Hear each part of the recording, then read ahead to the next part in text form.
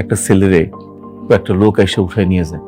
তারপর 2 দিন পর খবর পাই যে ওই ছেলেটার নাকি হাত পা ভাঙ্গা ওরা দিয়ে রাস্তায় ভিক্ষা করায়।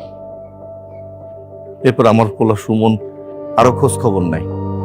খোঁজ খবর নিয়ে দেখে যে আশেপাশে যত বস্তি আছে সব বস্তি দিয়া অনেক অনেক পোলাপনেরা উঠায় নিয়ে গিয়া হাত পা ভাঙ্গা রাস্তায় ভিক্ষা করায়।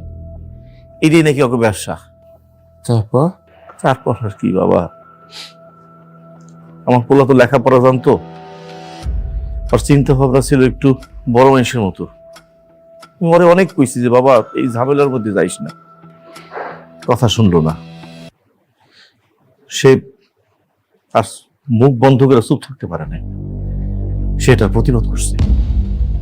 বস্তির ব্যাপাক পঙ্গু পোলাপানের সাথে নিয়ে সে রাস্তায় নামছে।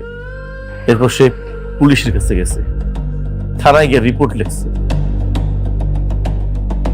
কাজের কাজ তো কিছুই হয় নাই, উল্টা কয়দিন পর দেখি কয়েকটা লোক আমাকে বস্তিতে আসছে, সাদা পোশাক পরা।